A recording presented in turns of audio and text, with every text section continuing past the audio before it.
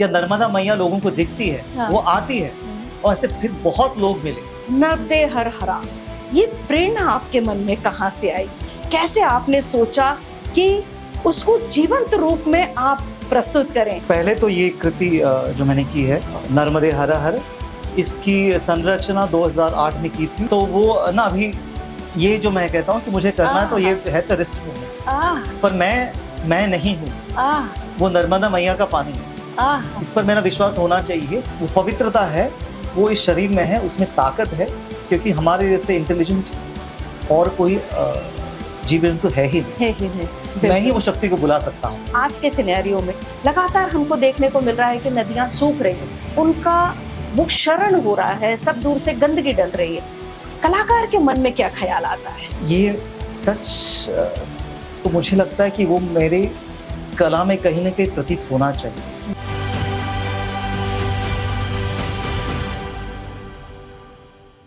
नमस्कार, मैं पूर्वा राय वीर भारत पॉडकास्ट की सीरीज में आपका स्वागत करती हूँ। नर्मदे हर नृत्य नाटिका।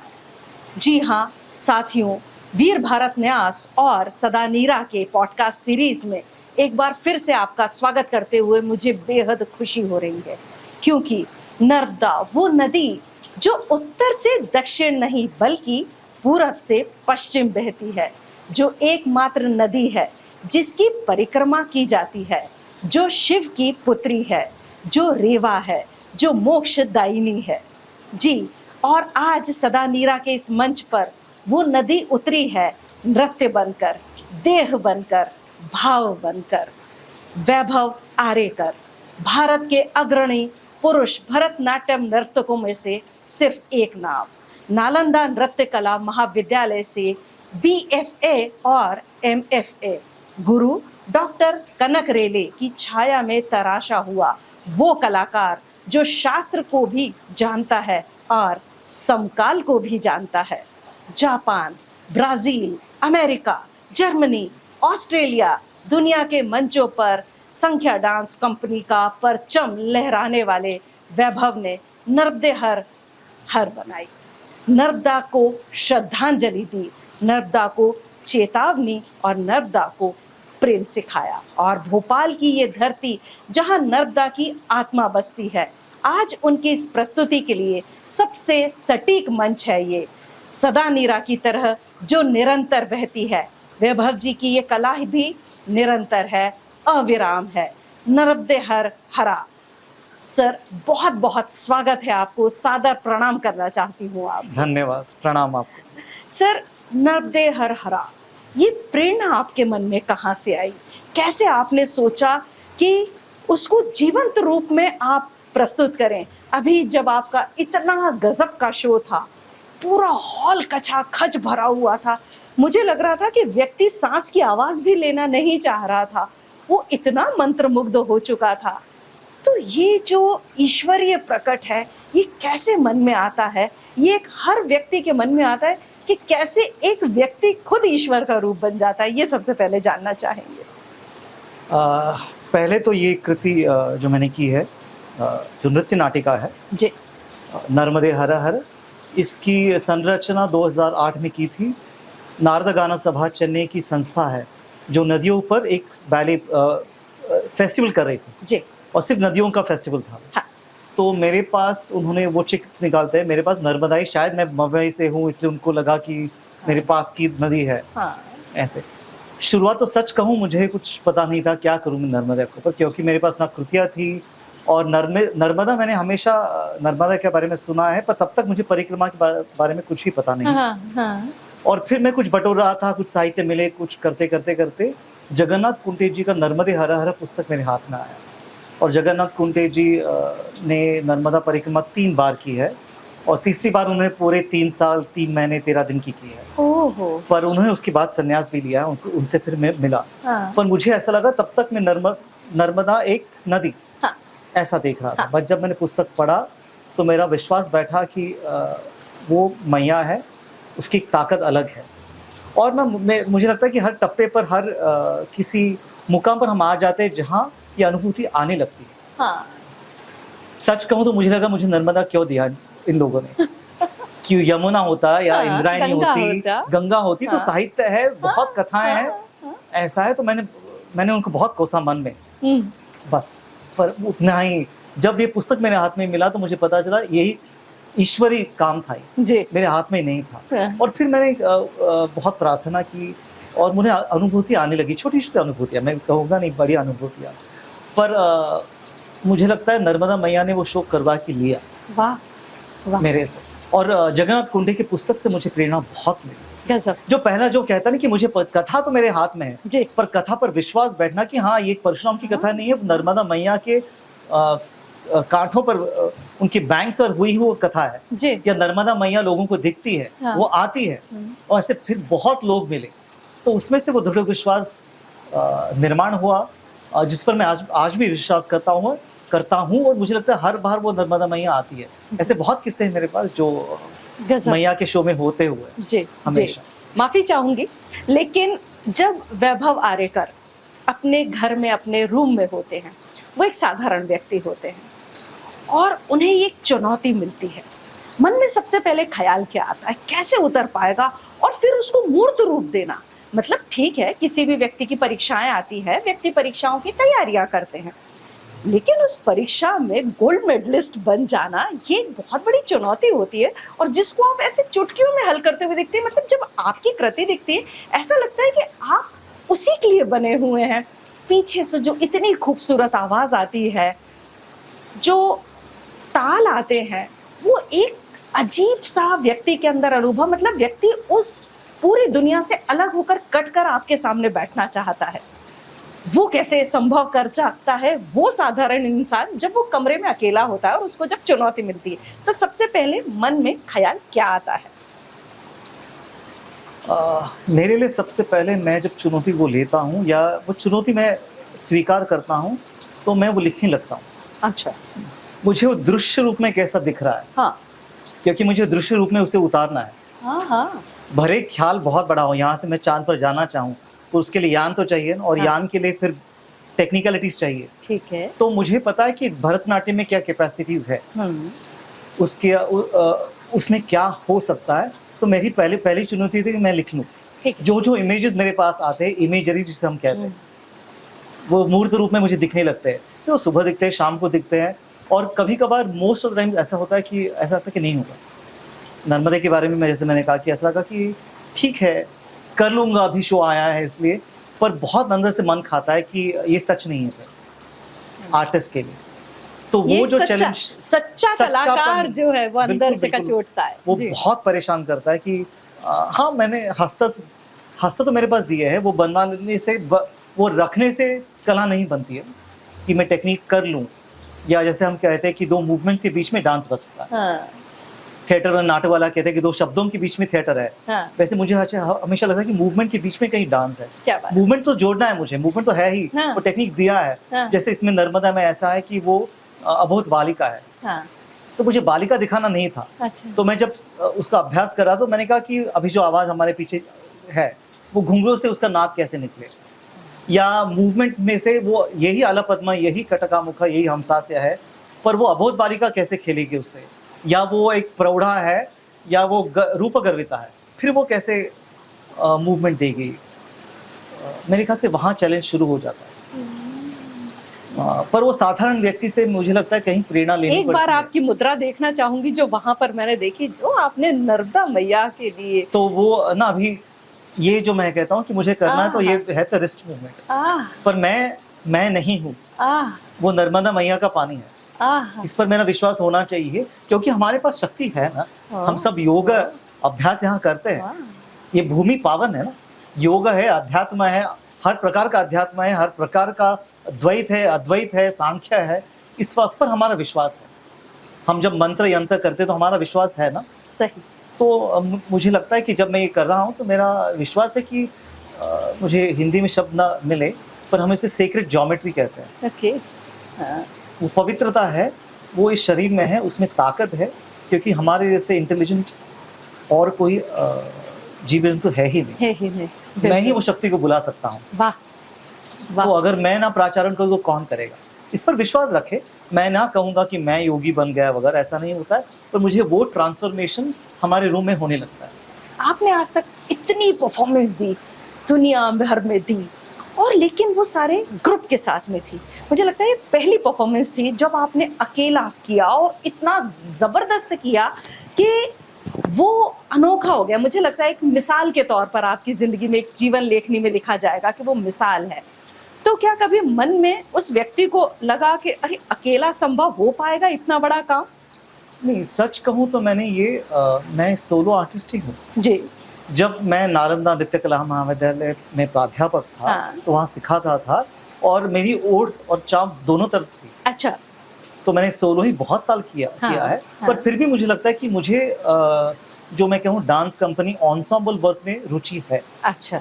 पर ऐसा ना है कि जिसे हम मल्टीप्लाइड कोरियोग्राफी कहें, हाँ। कि मैंने अभी जो किया वो 10 लोग करे। अभी भी संभव था। जब मुझे फोन आया कि मैंने सोचा कि ग्रुप करूँ क्या, बिकॉज ग्रुप चाहिए था। मैंने कहा नहीं, ये सच ना होगा। तो मैंने उनको फोन करके कहा कि अगर मैं सोलो करूँ या अगले साल होगा। क्या बात। मेरे पास अब वक्त नहीं था कि ग्रुप करूँ उसे। जी। तो मैंने ग्रुप हमेशा ही किया है, पर सोलो भी बहुत किया, और मेरे सोलो पर ज्यादा विश्वास है। क्या बात। ऐसी है कि आजकल क्या कहते हैं, उसका डिमांड अलग है कि उन्हें ग्रुप और एंसेंबल वर्क चाहिए। हाँ। पर मेरा एंसेंबल वर्क बहुत अलग है। मैं रोज के रियाज में एंसेंबल का रियाज अलग से करता हूँ ग्रुप के साथ। ठीक है। क्योंकि वो डिवाइडेड एनर्जी है। हाँ हाँ। पर मैं जब नाचा तो मैं ही हूँ। पिछले हफ्ते मैंने कुछ नहीं किया, सिर्फ नर्मदे हर हर का रियाज किया। जी जी। तो वो पहले से है कि I know there is solar energy, और हमारे पास वो शक्ति है। एक नृत्यक जब नदियों के ऊपर अपने आप को ढाल लेता है, उस माँ से अपने आप को कनेक्ट कर लेता है, लेकिन आज के सिनेरियो में लगातार हमको देखने को मिल रहा है कि नदियां सूख रही हैं, उनका वो क्षरण हो रहा है, सब दूर से गंदगी डल रही है। कलाकार के मन में क्या ख्याल आता है? ये सच तो मुझे लगता है कि वो मेरे कला में कहीं ना कहीं प्रतीत होना चाहिए। हम जब भारतीय नृत्य परंपरा भी कहे, वो भरत मुनि की भले बात करें, ये तो एक भाषा है ना जी। अगर भाषा समृद्ध ना हो तो वो बंद हो जाएगी। हाँ। बोली नहीं जाएगी। आपको बोली हिंदी है, बोली मराठी है, वो बोली भाषा में उतर जाती है। 100 साल पुरानी मराठी अलग थी। तो हमारी कोशिश है कि हर बार मैं जिस समाज में जीता हूँ उसका प्रतिरूप मेरे नृत्य में हो। तो मेरी इसमें नहीं हुआ, इसमें सिर्फ नर्मदा आंदोलन के बारे में सोचा गया, उसमें एंड में से वो जो आता है, पर वो आंदोलन मेरे मन में नहीं था। पर मुझे हमेशा लगने लगा कि हम उसे रोक रहे हैं कहीं। हाँ। तो वो एक आया। पर मैं इसके बाद एक वर्षा अभी जो की है, वो एक पूरी सोलो कोरियोग्राफी है, संरचना है, वर्षा नाम से, द ड्रीम्स। उसमें किसान है। अच्छा। और किसान 5 साल के पानी के लिए रुका है, और वो बस सोच रहा है कि अभी बारिश होगी, अभी बारिश होगी, आज होगी। और ये हमारी सत्य परिस्थिति है, बिल्कुल। हम शहरों में जहाँ कहीं से पानी आ रहा है जी। बस आप मराठवाड़ा में जाए, पूना से आगे निकल जाए, जो हाल है बेहाल है, बस ना सोचे। तो मुझे लगा कि वो वहाँ प्रतीत होता था जी। या अलग तरह से वो अभी मैंने जो शो किया है उस पर अर्बनाइजेशन पर एंसेंबल वर्क है जी, कि हम झाड़ तोड़ रहे हैं और बिल्डिंगें बांध रहे हैं। बिल्कुल से कंक्रीटीकरण हो रहा है, कंक्रीट हो रहा है जी। Concrete jungles, green jungles are going away. और किस लिए जी, क्या करना है हमें उसके लिए जी। तो मेरे बहुत से वर्क में है, पर कुछ चीज़ें ऐसे हैं जैसे नर्मदा, या मैं प्योर भरतनाट्यम मार्गम करूं तो मुझे लगता है उसमें एक वैदिक परंपरा, एक आध्यात्मिक परंपरा, उसकी सोच अपने आप बनी है। वाह। और फिर मैं ना उसके बारे में बोलूं तो फिर वो पूरा नहीं रहेगा। इसलिए सिर्फ एंड में आता है कि वो भी है, पर फिर वो कहते हैं कि मैं हूँ, बहुत सही, तुम चिंता मत करो, पर मैं भी रहूंगी। ईश्वर का आशीर्वाद है। पर जब मैं वर्षा करता हूँ तो मैं नहीं समाज की तरफ से देखता हूँ कि मैं अगर समाज का प्रतिरूप हूँ तो मैं उसके बारे में कैसे भाष्य करूँ। बिल्कुल बिल्कुल। अब जबकि ये आज आपने जो एक्ट किया और वो बहुत सफल रहा, नर्मदा एक नदी जिसको देह के रूप में हमने बांधा, देह के रूप में प्रस्तुत किया, कितना कठिन था, कितना सरल था? कठिन बहुत था। क्योंकि वो नर्मदा नदी एक तो मेरे ख्याल से भरतनाट्यम फॉर्म के लिए कठिन था मुझे, जी क्योंकि वो फ्लोइंग फॉर्म लाना था उसमें। हाँ वो बहती है वो बेहतर और मेटाफोरिकल है कि वो बालिका है। वो पहले वो जतिस्वरम है जहाँ एब्स्ट्रैक्शन में मुझे बालिका दिखाना था। हाँ। वो एक रूप गर्विता है, वो प्रौढ़ा है, वो माँ है और मुझे मूवमेंट करना था। और फिर मैं नदी का प्रवाह देख रहा था। जी तो वो जब अमरकंटक से शुरू होती है तब की वो बालिका है। फिर मैंने बेड़ा घाट के बारे में सोचा, बेड़ा घाट में क्या होता है, उसे मूवमेंट निकाली प्रेरित होकर। फिर रेवा संगम तक पहुंचा कि वो कैसे बढ़ती जाती है। तो एंड का जो पीस है उससे वो करता गया। काफी कठिन है, फिर रियाज करना पड़ता है उसके लिए। जी, तो वही चीज मन में भी आती है अदृश्य दर्शकों रूप में को। कुछ होता है ना। हाँ हाँ वो रूप तो है, अदृश्य मैंने जी, भाषा तो सरस्वती है माँ बस। कहीं से आ जाती हैं कि वही दर्शकों के भी मन में आता है कि भरतनाट्यम यानी साउथ इंडिया का एक, और आप मध्य भारत से उसको कनेक्ट कर रहे हैं, ये कैसे संभव हो सकता है? दो बिल्कुल अलग चीजें हैं, देश के दो अलग अलग भाग हैं जिनकी परंपराएं अलग है, संस्कृति अलग है, और इन दोनों को समरूप करके उस मंच पर प्रस्तुत करना वो बहुत ही एक अद्भुत सा विचार हो सकता है। लेकिन उसको सत्यार्थ में आपने किया, वो बहुत ही अच्छा था। एक कलाकार से पूछना चाहूंगी, कई बार ऐसा होता है सर कि ग्लिच हो जाता है, साउंड का ग्लिच हो सकता है सामने वाले को गाने में, क्योंकि हम एक ह्यूमन बॉडी है, कहीं ना कहीं कुछ मिसअंडरस्टैंडिंग हो सकती है, शायद लाइट जा सकती है, शायद माइक काम नहीं कर सकता है, कुछ उनकी तबीयत कुछ गड़बड़ हो जाए, खांसी आ जाए, उस समय पर कलाकार कैसे सिंक्रोनाइज करता है? ये एक बहुत बड़े सोचने की बात होती है कि आखिर, लेकिन फिर भी जब कलाकार मंच पर होते हैं वो ग्लिच दिखाई नहीं देता, दर्शकों को पता ही नहीं चलता। लेकिन फिर जब वो कलाकार जब फिर से पीछे से बताते हैं कि भैया वहां पर ये गलती हुई थी और लेकिन उसको ओवरकम कर लिया गया, तो ये उस समय आप लोग कैसे सब कुछ समन्वित करते हैं, ये जानना चाहेंगे। ग्लिच तो होता ही है बहुत बार शो में, अभी इसमें भी हुआ। अच्छा। ग्लिच नहीं हुआ इतना ही कि जब मैंने शुरुआत की तो मेरे ख्याल से जो सुबह साउंड इंजीनियर था वो शाम को नहीं था। अच्छा जी। तो मैंने उसको कहा था कि मेरे मॉनिटर्स में सुधा जी का आवाज कम करना और मुझे मृदंगम सुनाई देना चाहिए क्योंकि मेरे रिदमिक वर्क है। सुधा जी के वॉइस में नॉर्मल वॉल्यूम है जी, उनका आवाज ही जी, ग्रेट है। जी। पर हम मॉनिटर्स किस लिए रखते हैं कि मुझे कुछ मिले उसमें से। तो मैंने उसको कहा था, पर पता नहीं शाम जब शो शुरू हो गया तो मुझे मृदंगम कम सुनाई दे रहा था। तो लकीली वो सामने थे, तो मैंने कहा उनको कि सुशांत जी थे मेरे लाइट डिजाइनर, तो मैंने पहले वो नर्मदा परिक्रमा शुरू किया, फिर मैंने नटराज के पोज में आया। सिर्फ मैंने वो नटराज करते करते मैंने उसको कहा कि बढ़ाना है आपको, तो फिर मैंने कहा कि फिर भी नहीं बढ़ा। मैंने कहा नहीं बढ़ा है, वो अभी तक नहीं बढ़ा है। तो उसे पता है वो मेरी सांकेतिक भाषा, उसको पता है कि मैं नहीं कह रहा हूँ कि नहीं हुआ ऐसे, हाँ ठीक है अभी तो बढ़ाना और भी, फिर भी मैंने उसे कहा हाँ बढ़ा, और तो उसे सांकेतिक भाषा होता है। पर कभी कभी उसके इतना तो यहाँ तो सिर्फ साउंड का था जी। ऐसा हुआ है कि एक बार वो रिदम सुना ही नहीं दी, मेरे मॉनिटर बंद ही पड़ गए।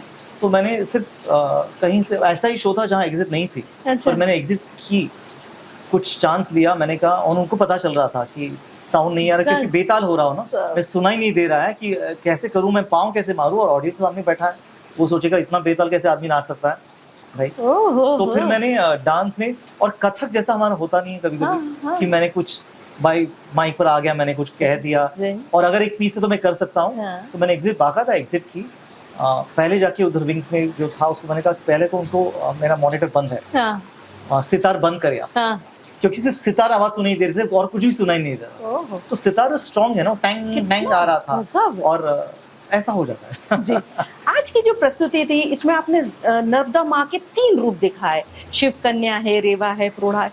ये 3 रूप आपने चुने कैसे? मतलब वो भी तो एक सोचने वाली बात होती है, हमारे पास अथाह सागर है, इसमें से हम क्या चीज चुने जो लोगों तक पहुंचाएं और वो अद्भुत रूप निखर के आए? तो ये 3 रूप आपने कैसे चुने, वो एक यात्रा थोड़ा सा सुनना चाहेंगे आपसे। जब मेरे पास एक छोटा सा डॉक्टर पुरु दादिश ने मुझे एक पुस्तक भेजी, छोटा सा पुस्तक था जो हमें मेरे ख्याल से परिक्रमा या मंदिरों के बाहर मिलता है जी। वो पहला पुस्तक मेरे पास आया। उसमें पता नहीं किसने लिखा था, पर नर्मदा मैया के रूप ऐसे कवि का कुछ 4 पंक्तियां थी या 8 पंक्तियां होंगी, जहाँ वो बालिका के रूप में उसे देखता है। वो बस मेरे मन में रह गया। और कैसा ना डांस, बस हमें इमेजरी मिल जाए तो हम बिल्ड करें मूवमेंट में, वो वहां से शुरू हो गया सच कहूं। पर ये पूरा जो एक्चुअल स्ट्रक्चर है वो मेरे गुरु डॉक्टर कनक रेड्डी ने बहुत बिठाया। ये जो स्टोरी टेलिंग का पावर है ना वो उनका है कि वो भस्मासुर राय से नहीं, फिर अभी माँ की कथा आनी चाहिए, जो प्लेसमेंट की है वो उन्होंने मैंने उनको लिख के दिया कि ये चीजें हो सकती है परिक्रमा में। और ये मैं लेना चाहता हूँ। हाँ। पर इसको किसको कहाँ से छांटे, किसको कम करे, वैसा डिजाइन उनका था पूरा। और गजब। अभी तो बस करते करते कितने साल हो गए। सदानीरे का ये मंच है, यहाँ पर बड़े बड़े साहित्यकार आते हैं, विचारविद आते हैं, ऐसे आपके जैसे महान कलाकार आते हैं। हमारे देश में ऐसे मंचों की कितनी जरूरत है? बहुत जरूरत है। मैं कह नहीं समझ कहूँगा तो भी कम है। ये शब्द बहुत छोटा है, क्योंकि ऐसे मंच ही होने चाहिए जी हमारी कलाओं के लिए। जी और अगर हमें प्रवाह के विरुद्ध जाने की जरूरत है अभी, कि प्रवाह में अगर बॉलीवुड है तो वो अच्छा है, हमारी बात ही नहीं है। पर अगर ऐसे मंच न हो, आज का ऑडियंस देख के मैं भी थक रहा, ऐसा गजब था। मैंने सुशांत को, जो लाइट डिजाइनर थे, वो 2 दिन पहले आए थे, वो हमेशा ऐसा करते कि आकर माहौल देखते हैं, फिर हम वो शो भी ट्रिम करते हैं। हाँ। मैंने कहा कि अगर है तो मैं उसमें ट्रिम करूंगा शो। जी। जरूरत नहीं कि शो जहां तक लोगों को पसंद आए वहां तक शो होना चाहिए। तो करे या ना करे, इससे तुम्हें पता नहीं, अलग ऑडियंस है वैसे। आज सुबह उसने कहा मुझे कि थोड़ा सा तुम हम जिसे कहते हैं कि नहीं, ऑडियंस के लिए नाचना। अगर सिर्फ क्लासिकल ऑडियंस है तो मैं अलग से नाचता नहीं हूँ। हम कहते हैं ना, अपने मन में रहता है, इसे नहीं, उनको लेके चलना है तुम्हें, याद रखना। तो तुम उस हिसाब से लेने चलते हो। पर मुझे लगता है ये मंच जो है ना, बहुत अलग है। एक तो मुझे लगता है कि ये भूमि, वापस हमेशा कह रहा हूँ, भारत भवन की भूमि में भी कुछ है। हाँ, बिल्कुल है। मध्य प्रदेश की भूमि में हमेशा रहा। जी। मैं सच कहता हूँ, मैं महाराष्ट्र में रहता हूँ, पर मैं खजुराहो में करूँ या भोजपुर में नाचूं या भारत भवन में करूँ, इधर की गवर्नमेंट का एटीट्यूड भी बहुत अच्छा है, जो हमें बहुत कम मिलता है। जी। आज राहुल जी ने कहा, पर मैं कह रहा हूँ कि सचमुच तो ऐसे मंच, और इतना सुंदर मंच होना चाहिए। और मुझे सबसे सदानीरा में पसंद आया कि उन्होंने सब कलाओं को एक साथ जोड़ा। ना कि कहा हम क्लासिकल वाले हैं, वो फोक वाले हैं, ये बैले वाले हैं, बस तो ऐसा होता है। चलते चलते बस आपके कुछ शब्दों में, इतनी जिंदगी में आपने इतने परफॉर्मेंस दिए, कुछ ऐसा वाक्य हो गया हो कि हमने प्रोग्राम किया और कोई या तो ऑडियंस हो या कुछ ऐसी घटना हुई हो जो जिंदगी भर के लिए याद रह गई हो एक इतने बड़े कलाकार के लिए? मुझे हमेशा ऐसा लगता है कि मेरी कला जब प्रस्तुत हो तो वो ट्रांसफॉर्मेशनल हो किसी के लिए। जी। जहाँ मैं ना देखूं और वो शक्ति दिखे। जो जब आपने मुझे कहा तो मैं वापस नर्मदा मैया या जो भी मेरे गुरु हैं उनका ही नाम लेता हूँ, कि मेरा प्रयत्न है कि वो वैसा ही होना चाहिए, ना कि वैभव आर्यकर डांस दिखे। वैभव आर्यकर माध्यम तो होगा ही, हाँ। जिसके लिए मैं तपस्या भी करूंगा या साधना करूंगा, पर साधना नाम की नहीं हो सकती कि मैंने कर लिया। तो मेरी बहुत बार ऐसा अनुभव आता है कि वो कहते हैं कि हमें वो दिखने लगा, वो शक्ति दिखने लगी, बस वो होता रहे। आपको बहुत सारी शुभकामनाएं।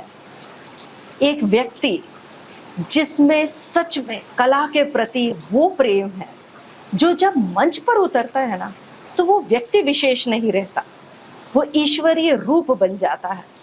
सामने बैठी हजारों हजार जनता के लिए वो दृश्य प्रस्तुत करता है कि वो मंच हिलना ही नहीं चाहता, वो दर्शक सांस लेना भी भूल जाते हैं। ऐसे आज हमने कलाकार को देखा, उनकी प्रस्तुति देखी, और सच में नर्मदा मैया सामने नजर आ गई भोपाल के दर्शकों को, और सच में उनके दर्शन करके हम सभी पावन हो गए। ऐसे आज हमारे बीच हैं आज के हमारे कलाकार वैभव आर्यकर जी। बहुत बहुत धन्यवाद आपका। नमस्कार। नमस्कार।